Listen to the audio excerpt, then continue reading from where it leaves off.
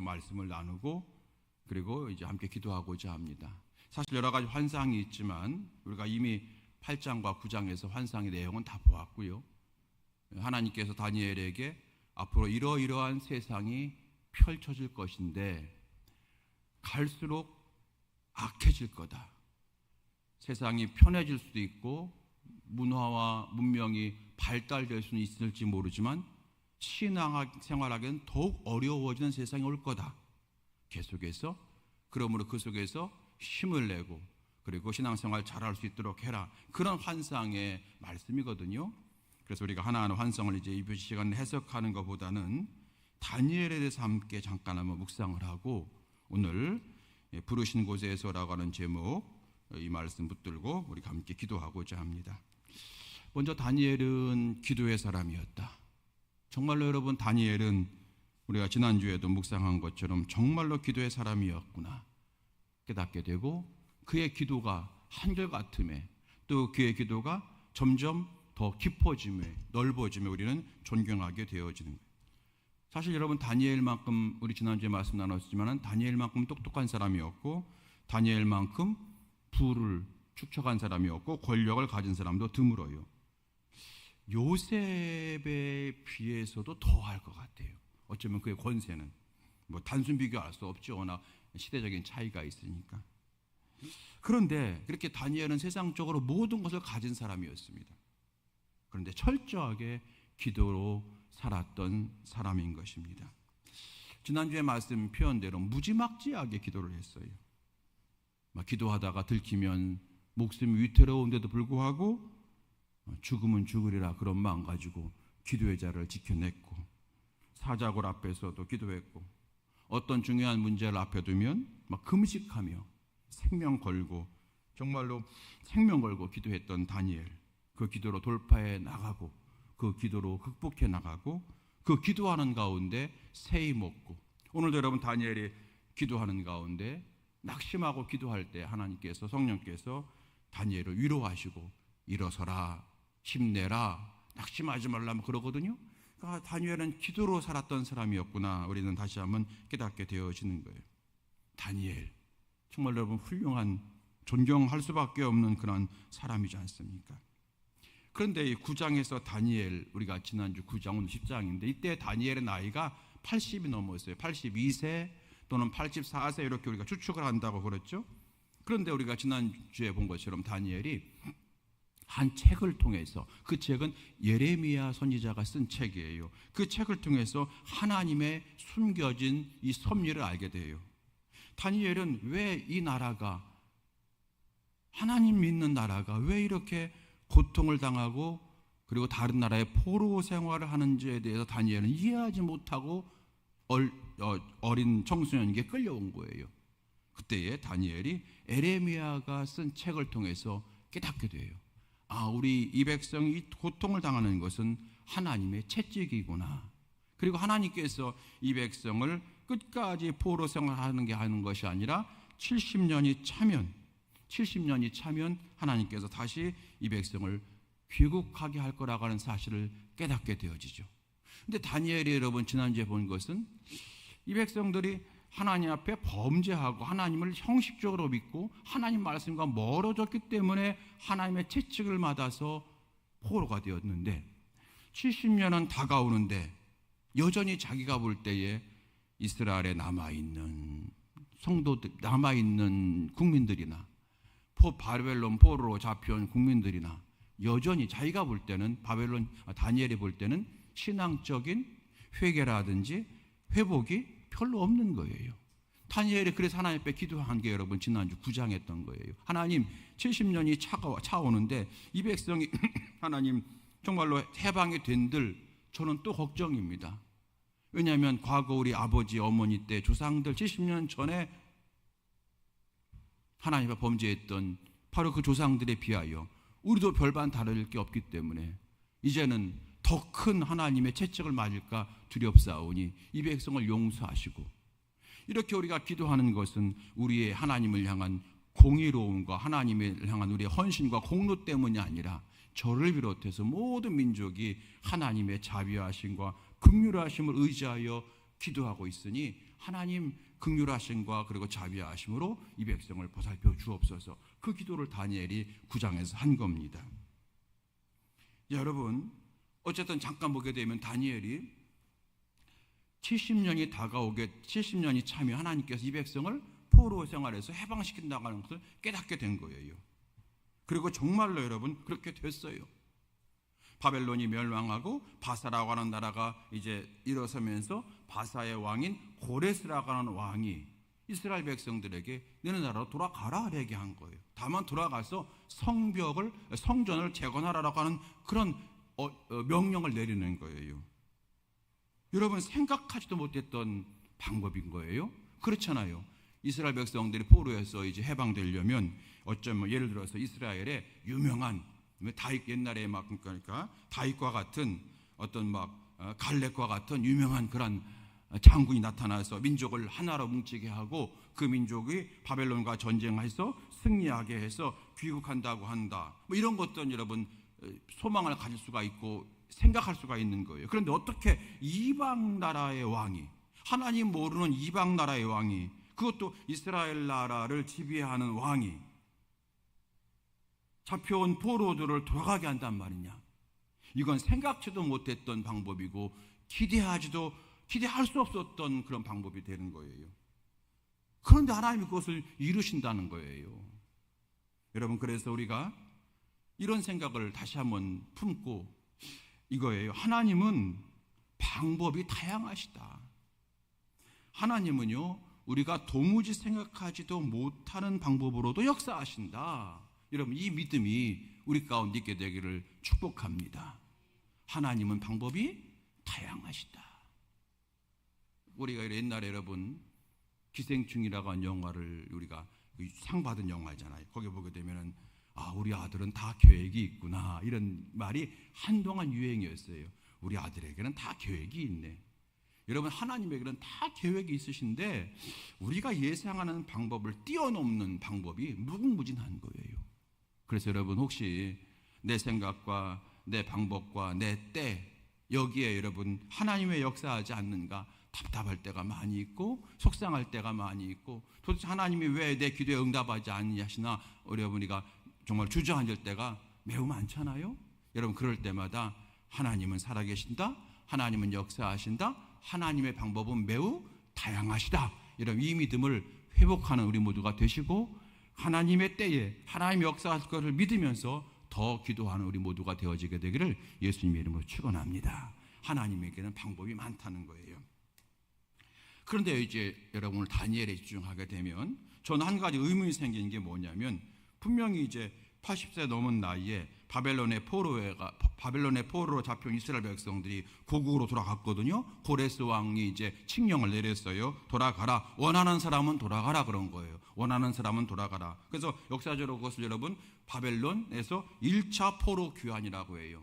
1차 포로 귀환, 2차 포로 귀환, 3차 포로 귀환 구분할 수 있어요. 1차 포로 귀환에는 여러분이 아시는 것처럼 스룹바벨, 학개 이런 사람들이 일어나서 백성들과 함께 돌아가서 예루살렘의 성전을 재건을 한 거, 완전히 무너진 성전을 재건하는 거잖아요. 그런데 여러분 그 성전 재건이 지지부진해지니까 2차에 여러분이 아시는 에스라 선지자를 중심으로 해서 여러분 또 2차 때 가요. 1차 때는 약 5만 명이 갑니다. 그리고 2차 때는 한 2천 명 정도가 가는데 그때는 주로 에스라는 누구냐면 우리식으로 말하면 신학자예요. 신학대학교 총장쯤 되는 거예요. 이 사람이 가서 하나님 말씀으로 부흥회를 합니다. 에스라. 그 2차 귀환, 굳이 말한다면 1차 귀환 때는 스룹바벨과 학개를 통해서 5만 명이 귀국하고 2차 때는 에스라와 함께 한 2천 명이 귀국하고 3차 때는 그 유명한 누구예요?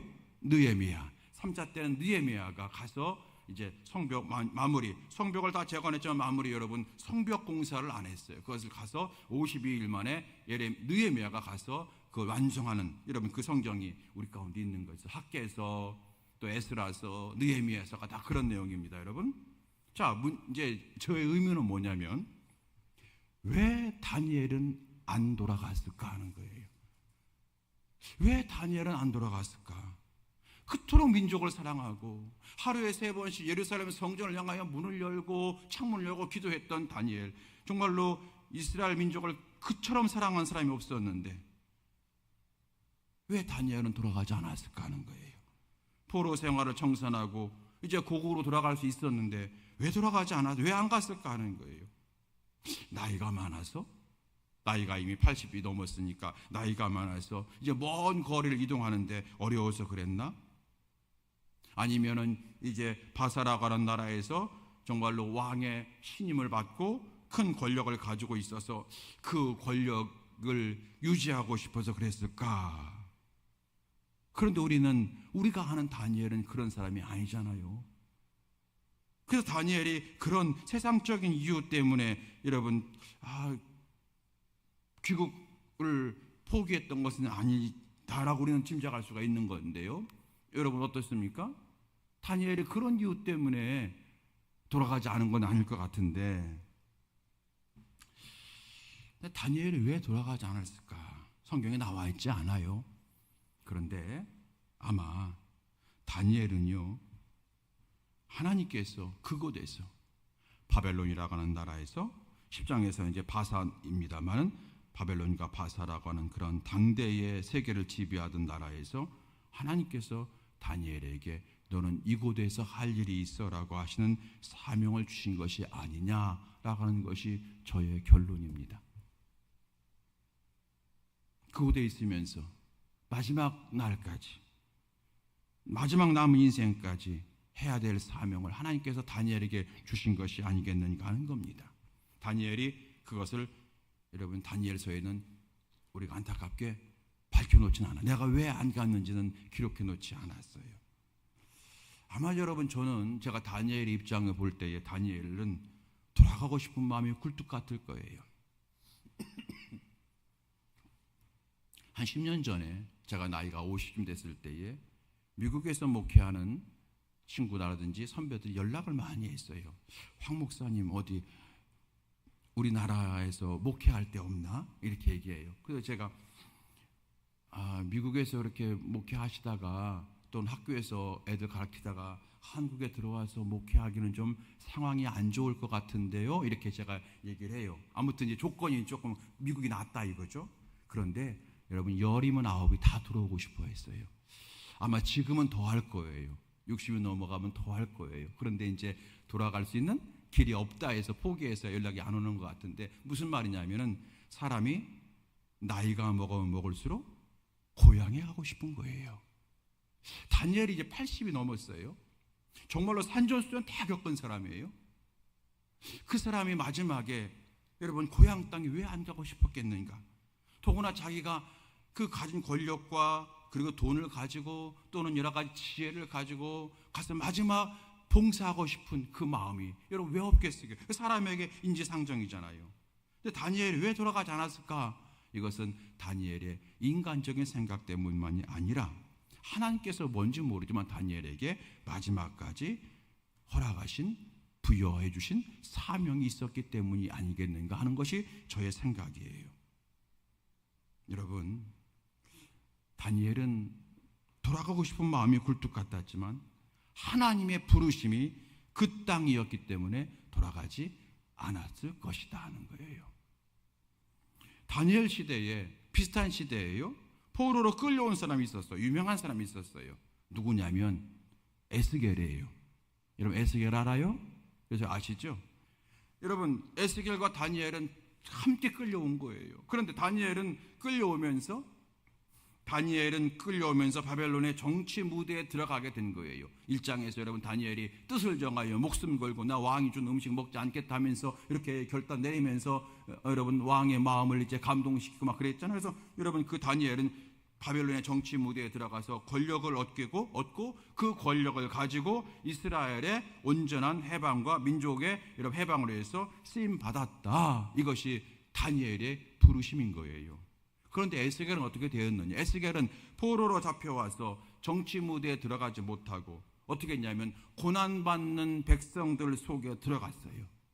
포로로 잡혀온 고난받는 백성들 사이에 들어가서 그들과 함께 일을 하고 그들과 함께 노동을 하면서 그리고 그들에게 계속해서 그 속에서 말씀을 전파하고 기도하고 하나님이 다니엘에게 환상 주셨던 것처럼 에스겔에게도 환상을 주셔서 여러분 에스겔서 쉬워요, 어려워요? 어렵죠? 어려운지 쉬운지도 몰라요? 어려워요. 요즘에 저희 아들이 이제 그 청년부에, 서울의 청년부에서 이제 큐티를 하는데 에스겔서라는 거예요. 저 아들이 여러분 그러더라고요. 아빠, 읽어도 무슨 말인지 하나도 모르겠다는 거예요. 여러분, 그래서 제가 그랬어요. 에스겔서가 진짜 어려운 성경 중에 하나야. 그랬어요. 뭐 환상이 나오고 막 그러거든요. 여러분, 에스겔도 하나님께서 환상을 주셔서 그 환상을 가지고 이스라엘 백성들에게 소망을 주고, 우리가 바벨론에 잡혀온 것이 하나님의 섭리 가운데 있으니까 낙심하지 말라고, 여기서 우리가 돌이키면 된다고, 하나님 살아계시다고 계속해서 이스라엘 백성들, 그 국민들 속에서, 끌려온 사람들 속에서 하나님 말씀을 전하고 위로하고 기도해 준 사람이 에스겔인 거예요. 비슷한 시기예요. 다니엘은 여러분 왕궁에서 살면서 그 왕들에게 하나님 살아계심을 알게 하고, 하나님의 무서움을 알게 하고, 하나님께서 다니엘에게 앞으로 전 세계 모든 민족이 이렇게 될 거라고 하는 것을 환상을 받은 다니엘이라면, 에스겔은 동시대에 똑같이 포로로 잡혀왔지만 에스겔은 일반 국민들, 소위 민중들 속에 들어가서 고생하고 노동하고 언제 고향에 돌아가나, 여러분 그렇게 낙담하고 있는 그런 이스라엘 백성들에게, 그들에게 하나님은 살아계시다고, 하나님의 역사가 있을 거라고, 절망하지 말라고, 이럴수록 하나님 말씀 붙들고 과거로 돌아가면 안 된다고 끝없이 얘기해주고, 단순한 에스겔의 생각이 아니라 에스겔에게 하나님께서 주신 환상을 통해서, 그래서 때로는 죄를 회개하게 하고 때로는 소망을 품게 했던 에스겔의 부르심은 그 국민들 속에 있었다는 거예요. 그러니까 다니엘의 부르심이 다르고요, 에스겔의 부르심이 다르다. 오늘 이걸 우리에게 깨닫게 하는 거예요. 부르심이 다른 거라는 거예요. 그러므로 에스겔이 다니엘에게 당신은 포로로 끌려와서 그 왕궁에서 호의호식하면서 사느냐 비난할 수가 없는 거고요. 다니엘이 반대로 에스겔에게 당신같이 그렇게 하면 언제 이 나라가 해방되겠느냐, 미련하다라고 말할 수도 없는 거예요. 하나님의 부르심이 다르다 하는 거예요. 다양하다, 다르다 하는 거예요. 하나님의 부르심이 다르다. 사실 여러분, 다니엘보다 조금 앞선 인물이 예레미야가 있어요. 여러분 예레미야 아시죠? 예레미야는요 바벨론의 포로로 끌려오기 이전 사람인데, 이스라엘 백성들에게 여러분 이렇게 믿다가는 큰일 납니다.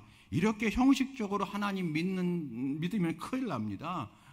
예배만 들어간다, 예배만 드린다가 중요한 게 아니라 진심으로 예배 드려야 되는데, 이미 우리는 예배 따로 삶 따로가 된 지 너무나도 멀어졌습니다.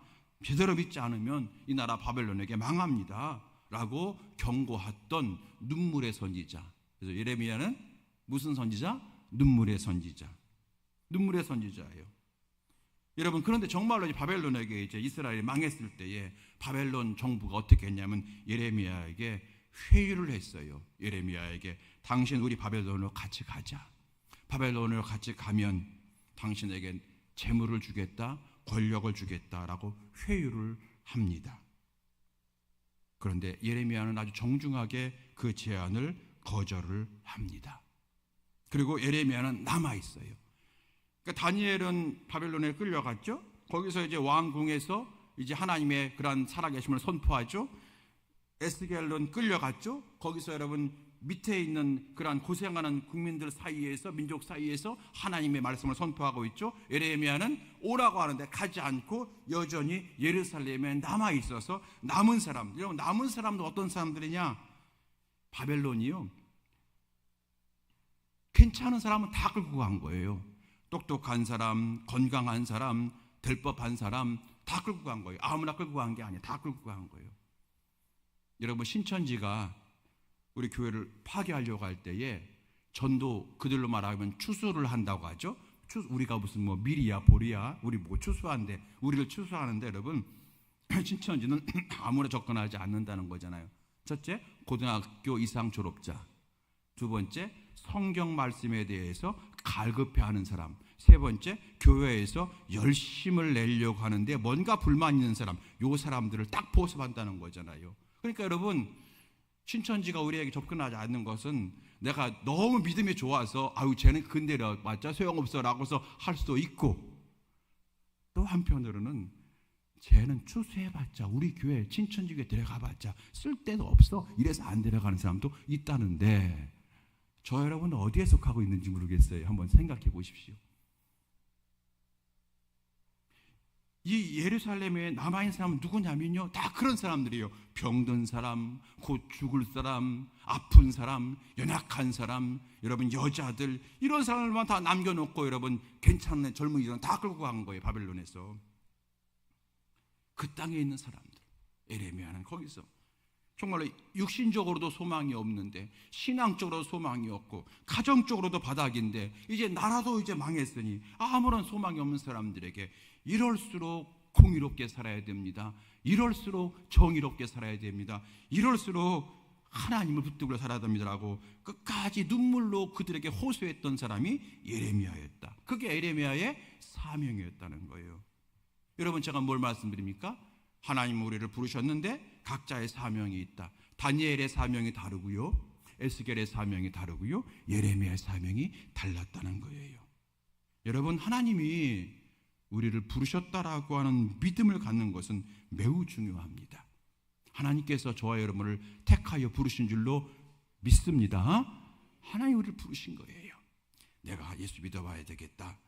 너무 집안이 어려운데, 삶이 힘든데 예수라도 믿어봐야지. 그래서 믿은 것 같지만 하나님께서는 우리에게 예수님을 찾고자 하는 마음을 주셨고, 그리고 여러분, 우리가 교회 나올 때에 어떤 여러 가지 많은 문제가 있을 수 있지만, 그러나 오직 영적인 시야가 열려서 오직 하나님만 바라보고 여기까지 달려오게 하신 줄로 믿습니다. 하나님 우리를 선택하신 거예요. 왜냐하면 전도해 보면 알아요. 전도해 보게 되면 그렇게 우리가 전도하잖아요. 때로는 정말로 간쓸게 다 빼주고, 그죠? 뭐 좋은 거 있으면 갖다 주고, 그리고 좀 말씀 전해주고. 근데도 여러분 정말 무슨 뭐 힘줄 같이 아주 강해가지고 끄떡하지 않고, 모든 세상 사람들이 다 예수 믿어도 마지막 남아있다면 나일 거야 그러면서 끝까지 예수 안 믿는 사람들 여러분 주위에 얼마나 많아요? 여러분 그런 사람들 때문에 여러분 많이 힘드시잖아요 지금. 그런데 나는 정말로 순식간에 교회 왔는데 저 사람은 그렇게 전도하고 막 해도 교회 안 와. 하나님이 택한 사람이 있는 것 같아요. 여러분 어떠십니까? 전도해 보면 그걸 알아요. 하나님이 택하신 사람이 있는 것 같다. 여러분, 하나님이 나를 부르셨다, 하나님이 나를 택하셨다, 여러분 이 믿음을 갖게 되길 주의 이름으로 축원합니다. 이럴 때 우리는 흔들리지 않는 거예요. 하나님이 더구나 여러분 수많은 교회 가운데 명함교회로 부르셨다고 하는 여러분 믿음을 가지셔야만 될 줄로 믿습니다. 하나님이 나를 이 명함교회로 부르셨다는 거예요. 나아가서 하나님께서 지금 나를 이 교회에 부르셨는데 내게 이 교회에서 무엇을 하라고 부르셨는지를 깨닫는 은혜가 있게 되길 주의 이름으로 축원합니다. 하나님이 내게 이 교회에서 뭔가 하라고 부르신 거예요. 그냥 내가 예수 믿고 구원받는 것이 전부라면은 하나님은 아무 교회나, 그리고 여러분 꼭 교회 나온다고 구원받습니까? 예수 믿으면 구원받는 거니까 방송으로 내가 예수 믿고 여러분 그러면 구원받는 거예요. 그러나 굳이 하나님께서 교회를 통해서 우리의 신앙을 성장시키시고 수많은 교회가 있는데 할 일 많은 이 교회에서 또 할 일 많은 저 교회에서 하나님께서 그곳에 들어가게 하시고 거기서 일하게 하셨다, 하나님의 부르심이 있다는 사실, 이거 우리가 여러분 기억해야 됩니다. 저는요 교만해서 그런 게 아니라 저는 갈수록 그 확신이 있어요. 하나님이 나를 목회자로 부르셨다 하는 거예요. 저랑 저희 사모는 어릴 때부터 같이 간 교회에서 1년 손노배로 자랐기 때문에 서로 잘 알아요. 그래서 제가 중간중간 얘기합니다. 내가 목회자가 안 되고 다른 길을 걸어갔던 다른 직업을 가질 수 있는 가능성이 매우 많았는데, 이렇게 쭉 얘기하면 사모가 얼씨구나 하면서 맞장구를 치기 시작하는데, 맞아 이렇게 되고 이렇게 다 얘기합니다. 그런데 사모가 말합니다. 그런데 오빠는 목사님이 되어서 참 잘했어요 이렇게 얘기합니다. 저는 가끔 속상할 때 내가 그냥 훌륭한 장로님 돼서 교회 섬기고 세상적인 직업을 가졌으면 얼마나 좋았을까 이러다가 제가 이제 그런 말 하게 되면 사모가 그래요. 오빠 그랬으면, 여기 오빠는 여기 접니다. 저 옆집 오빠가 아니라 네. 오빠 그랬으면 나 오빠 안 만났어 이렇게 얘기합니다. 그러면서 오빠 굉장히 교만했을 거야 이렇게 얘기하면서 아무튼 그래요. 하나님이 저를 부르셨다. 때로는 제가 다른 직업에 그런 어떤 게 있어서 흔들리는 게 아니라 때로는 왜 나 같은 자를 부르셨나? 나 정말 형편없는데 정말로 하나님께서 나 같은 사람을 부르시려면 바울처럼 강하게 때리셔서 변화시켜야만 내가 목회하는 거지, 하나님께서 살살해서 난 도저히 변화를 줄 수 없는 여러분 그런 제 자신을 제가 알고 있거든요. 얼마나 제가 생각이 많고 또 사실은 여러분 나쁜 생각도 많이 하는 사람이고 인간적인 생각이 굉장히 많고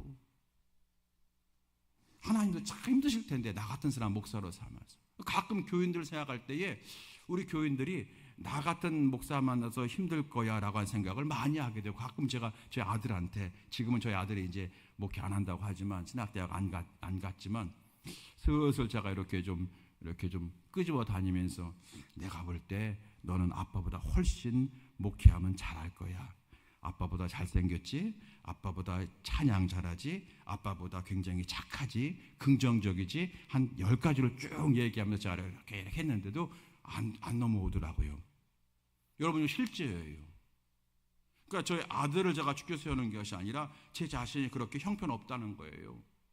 그런데 하나님 저를 목회자로 삼으셔서 세우셔서 만들어 가신다는 거예요. 그리고 하나님께서 여러분 이제 저의 고백인데 저를 명암교회로 부르신 거라고 저는 믿습니다.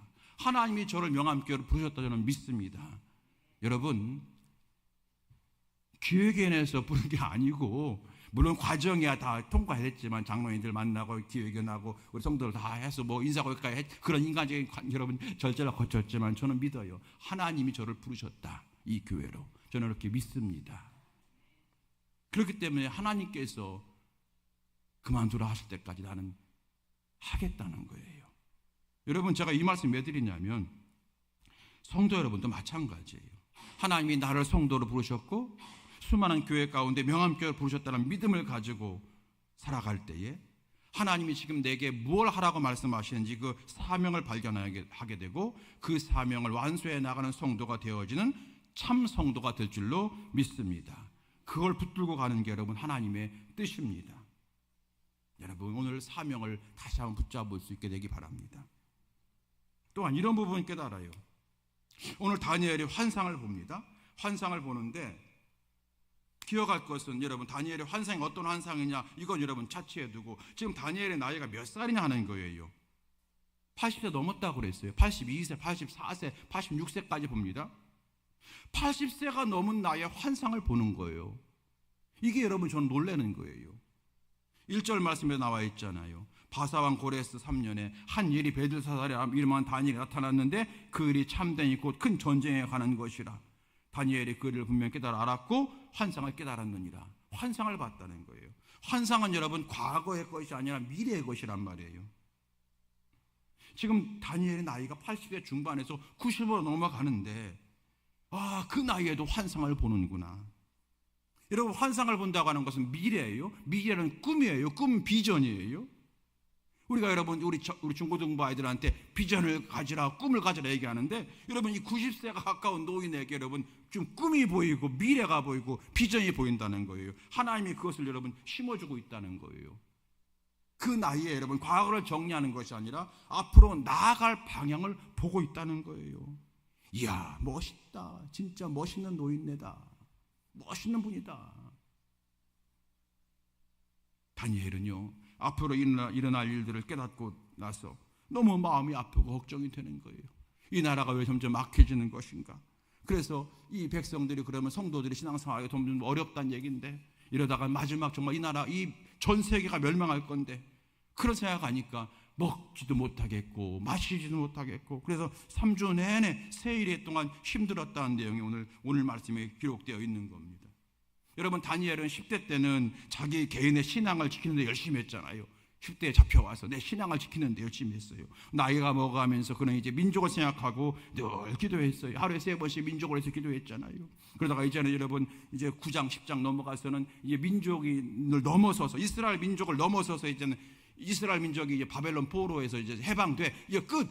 이게 아니라 이제 세계 열방의 문제를 생각하고 이 전 세계 민족까지 미래의 모습까지 바라보면서 아파하고 괴로워하고 힘들어하고 기도하고 있다는 거예요.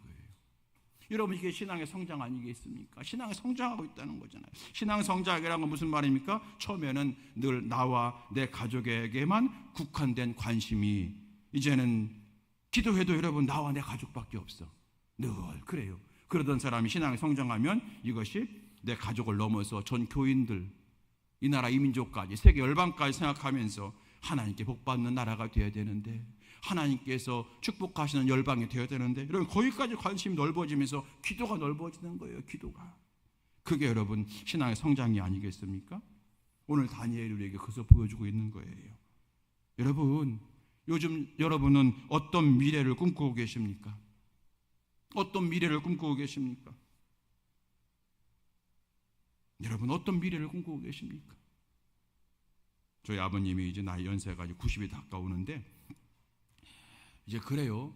전에는 뭐 하다가 너 이제 애들이 이제 손자만 보면 아빠 원이 없겠다 그러더니 조금 지나니까 이제 우리 손자 손녀가 이제 대학 들어가만 보면 원이 없겠다 그러더니 최근에 만났더니 저희 딸한테 이제는 우리 손녀가 애 낳는 걸 소위 말해 증손녀 봐서 원이 계속 그래요. 그래서 제가 결론 그랬어요. 우리 아버지 119세까지 사세요. 120세는 모세를 욕되게 하는 거니까 119세 사세요. 이렇게 제가 저 아버지한테 그렇게 얘기했어요. 아버지, 남은 기간 우리 생각하지 말고 건강 하나님이 붙들을 것도 알고 아버지 이렇게 기도하면 어떨까요?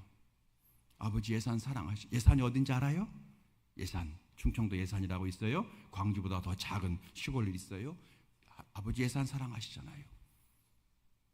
하나님 이 예산 군민들 다 예수 믿게 해주세요.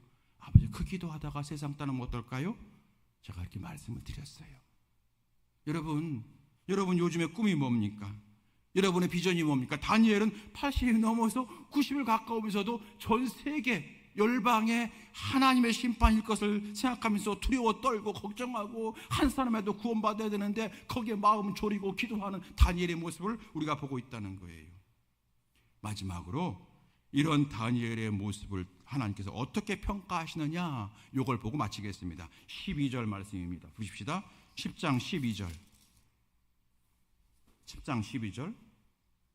이제 하나님이 다니엘에게 말씀하십니다. 그가 내게 이르되 다니엘아 두려워하지 말라. 내가 깨달으려 하여 내 하나님 앞에 스스로 겸비하게 하기를 결심하던 첫날부터 내 말이 응답받았으므로 내가 내 말로 말미암아 왔느니라. 하나님께서 성령을 통해서 너의 기도가 응답될 것을 이제 약속하신 말씀이지만, 저는 이 가운데 여러분 이 환상을 오늘 보는 것이 아니라 다니엘에게 중심을 한다고 했을 때 하나님이 다니엘을 어떤 사람으로 보느냐, 오늘 보니까 겸비한 사람으로 본다는 거예요. 여기 보니까 스스로 겸비하게 하기로 결심하던 첫날부터. 다니엘아 내가 하나님 앞에 겸비하던 그날부터 내가 너와 함께 했다는 거예요. 여러분 겸비하다는 뜻이 뭔지 아십니까? 히브리어로 아나인데요, 이 말은 나는 하나님께 아무것도 아닙니다 라고 하는 마음이에요. 마태복음에 보게 되면 심령이 가난한 자는 복이 있나니, 여러분 그 말씀이 아시잖아요. 그 심령이 가난한 자가 바로 여러분 아나입니다. 이게 겸비한 자예요. 여러분 그냥 한꺼번에 말하면 이거예요. 하나님이 말씀하시는 거예요. 다니엘아 너 참 예쁘다라고 말씀하시는 거예요. 너 참 예쁘다. 하나님께 예쁨 받는 다니엘. 왜요? 다니엘이 지금 마지막까지 하나님께서 허락하신 말씀 통해서 비전을 품고 기도하면서 눈물 지니까 하나님 다니엘에게 말씀하시는 거예요. 다니엘아 너 참 예쁘구나. 사랑하는 성도, 이제 말씀을 마칩니다. 오늘 세 가지. 하나님께 우리는 부르심을 받은 자다. 하나님 우리를 부르신 거예요. 성도로 부르셨고 명함교회 성도로 부르신 줄로 믿습니다. 내게 사명이 있어요. 사명이. 여러분 그 사명 오늘 이 밤에 발견하시기 바라고요. 하나님이 이미 주신 사명 여러분 붙드시게 되길 주의 이름으로 축원합니다. 세 번째, 하나님 나라에 갈 때까지 여러분 거룩한 꿈을 꾸시고 하나님이 예뻐하시는 비전을 품는 자가 되는 이 밤 될 수 있게 되길 주의 이름으로 축원합니다. 오늘 이 말씀이 저와 여러분에게 믿음이 견고해진 말씀이 되고요, 또 사명적 성도로 살아가는데 다시 한번 힘과 지혜가 되는 귀한 말씀 되어지게 되기를 예수님의 이름으로 축원합니다. 우리 함께 이 시간에 찬양하면서 주신 말씀 붙들고 기도할까요? 우리 함께 이 시간에 찬양하시겠습니다. 여러분, 하나님의 부르시면은 후회하심이 없네, 그 찬양 있죠? 우리 찬양 함께 부르시고 함께 기도하겠습니다.